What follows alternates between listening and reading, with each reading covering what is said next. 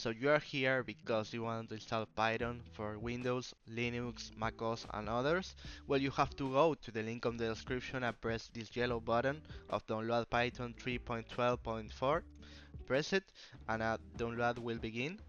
So once it's downloaded, you have to double click and the installation will begin. It's important to check these two boxes here and press customize installation, next, and choose the path you want to install it. In my case it will be another disk, that's why I choose custom installation. So I'm going to pick this. Okay, I have to create a new folder because other way will install it directly in that folder and I don't want that. So I'm going to write Python, excellent, accept and install.